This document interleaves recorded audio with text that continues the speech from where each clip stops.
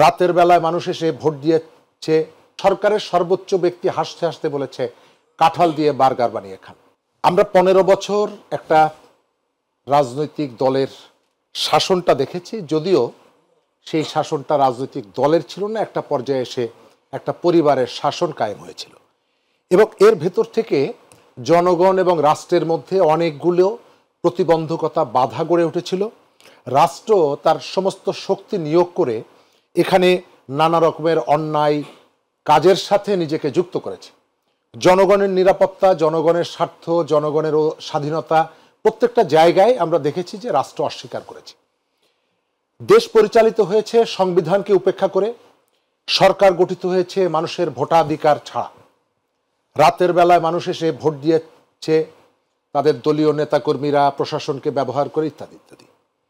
একই সাথে অর্থনীতিতে যে দুর্বৃত্তদের হাতে চলে গেছিল, সাধারণ মানুষের চাওয়া পাওয়া রাষ্ট্র নানা রকমের ঠাট্টা মশকরা করেছে। যখন মানুষ বলেছে যে দ্রব্যমূল্যে আমার জীবন নাভিশ্বাস উঠেছে, তখন সরকারের সর্বোচ্চ ব্যক্তি হাসতে হাসতে বলেছে কাঁঠাল দিয়ে বার্গার বানিয়ে খান।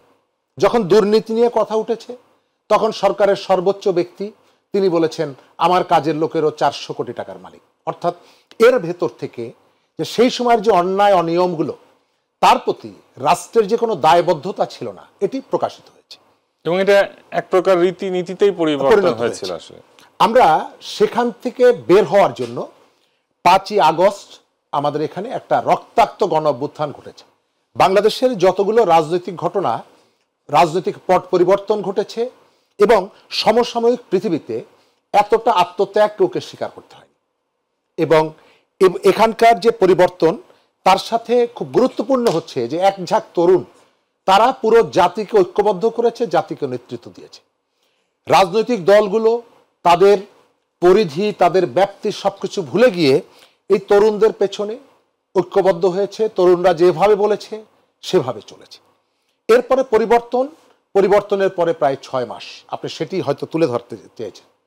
আমি এই 6 মাসের মধ্যে আমার প্রত্যাশার জায়গাটা 15 বছরের বিপরীতে 6 মাস খুব বেশি কোনো সময় না, খুবই সামান্য সময়, কিন্তু এর ভেতর থেকে আপনি কতগুলো প্রবণতা দেখে বোঝা যায়। আপনি সকালবেলায় আকাশটা দেখলে বুঝতে পারবেন যে সারাদিনটা কেমন যেতে পারে। আমি এই জায়গাটা এসে দেখতে পাচ্ছি প্রতিনিয়ত যে ঘটনাগুলো শুনছি, সেই ঘটনাগুলো আমার পরিবর্তনের যে আকাঙ্ক্ষা, সেই আকাঙ্ক্ষাকে প্রতিনিয়ত রক্তাক্ত করছে। আমি শিক্ষা প্রতিষ্ঠান কেন্দ্রিক যে ধরনের নৈরাজ্য আমি দেখেছি, এখন আমি প্রতিদিন দেখছি ওই যে তরুণ নেতৃত্ব, সেই তরুণ নেতৃত্ব চাঁদাবাজি নিয়ে নিজেরা মারামারি করছে।